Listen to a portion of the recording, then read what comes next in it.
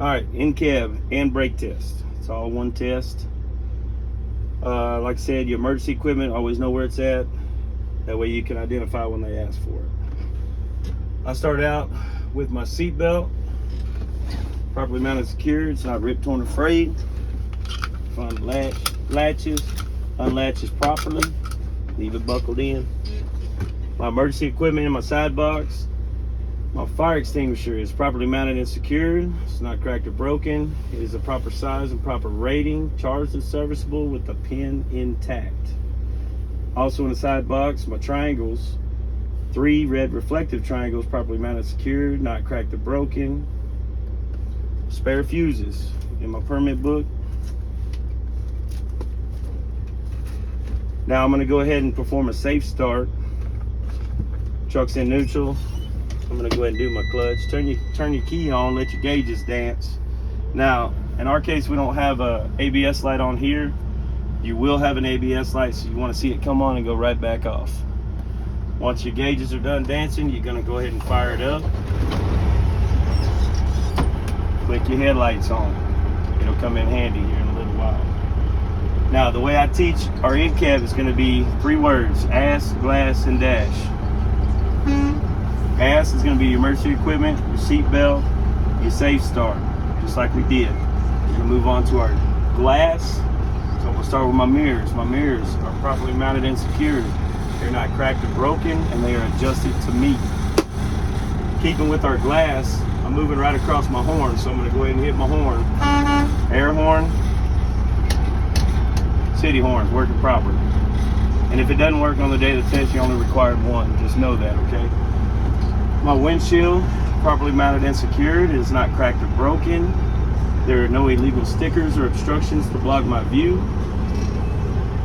My windshield wiper arms, properly mounted and secured. They're not cracked or broken. My windshield wiper blades, properly mounted and secured. They're not ripped, torn, or frayed. They are flush with the windshield. At that point, you're going to hit your washer fluid and you're going to turn it on. Your washer fluid will start spraying, your windshield wipers are working. So you're going to tell them my wipers are working, my washer fluid is working, which will clean the windshield. From there, we're going to move on. That is our glass. We're going to move on to our dash. I'm going to go ahead and I'm going to turn my mix on right here. That way we can feel it. You're going to reach up and say my defroster is working properly. My heater is working properly. Summertime, or if it's hot, go ahead and turn that back off. It's going to be miserable. We're just going to keep moving right along. So now I'm going to hit my indicators. So I'm going to start with my 4-ways. My 4-way indicators are working properly. Left turn indicators working properly. Right turn indicators working properly. My high beam indicator is working properly. From there, I'm going to move on to my gauges. My oil pressure is rising or at operational range. Somebody give me the numbers. Very good. Water temperature, rising or at operational range. 180 to 210, right? Voltmeter is going to be on your little digital right here. Rising or operational range, you're going to say 12 to 14, somewhere in that window. And then last but not least is going to be your air pressure gauges. Rising or at operational range, 120 to 140 psi. Now, at this point, you're finished with your in-cab, and we move right along to our brake test. So your wheels already chalked outside, and y'all will do that in practice. I'm gonna release my brakes. I'm gonna let this finish hissing, and once it's leveled out,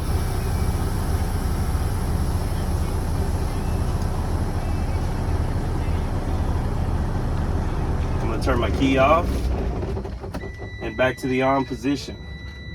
At this point, I'm ready to start my brake test.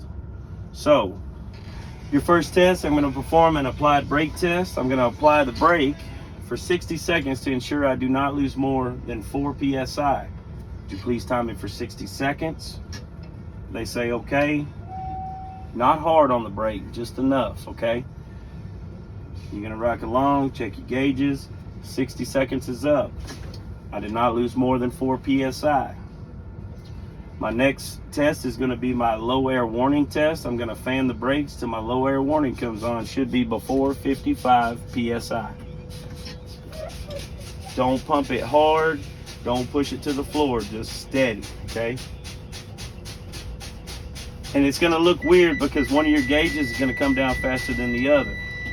Low air warning come on. Now, if you don't have your key on, you won't hear this and you will not see the light, okay? My low air warning came on before 55 PSI.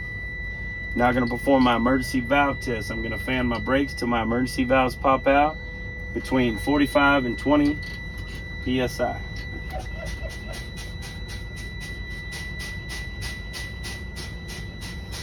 If you're ever pumping the brakes down and they start screaming outside, it means you're pushing them way too hard and you'll be at risk of blowing one of the bladders out of the brake chamber, excuse me. See how the top gauge is dropping way faster than the bottom? It's okay, as long as it pops out before this one gets down to 20, you're fine.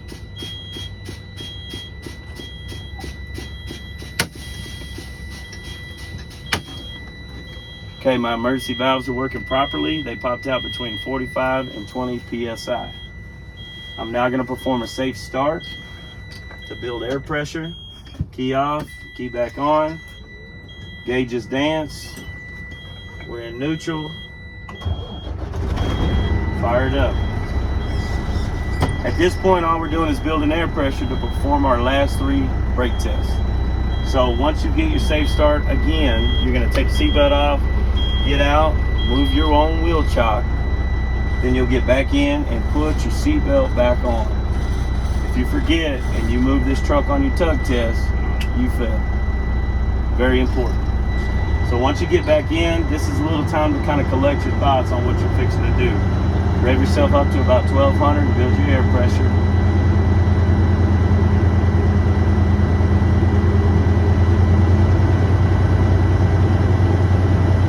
It's going to take just a minute.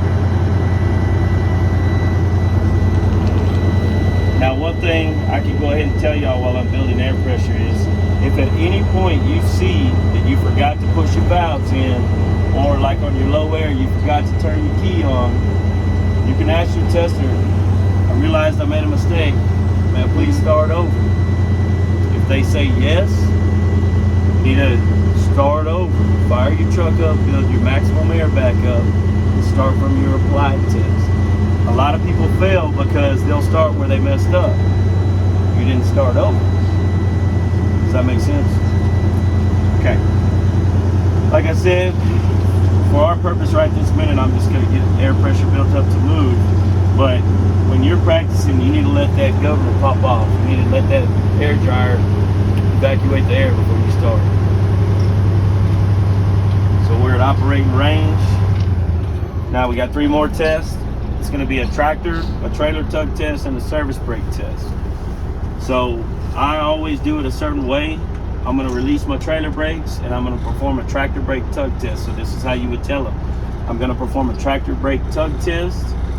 I'm going to leave my tractor brake set, release my trailer, and I'm going to put it in first gear or low gear and pull against it to make sure my brakes are working properly. So release your trailer brakes. You can put it in low or first. And all you're simply going to do is just give it a little bit of a tug. Feel it tugging? Tractor brakes are working properly. I'm now going to perform a trailer brake tug test. So I'm going to set my trailer brakes, release my tractor brakes, low gear, and give it a little tug.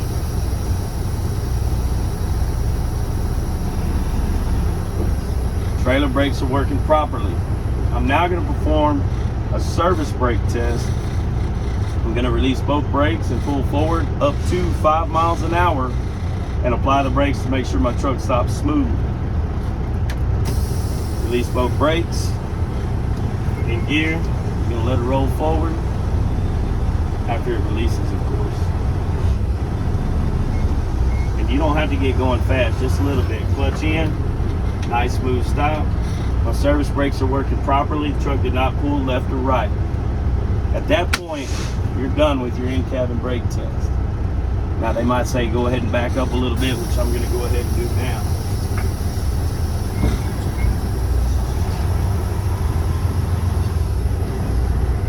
And that's pretty well it on your in-cabin, your brake test.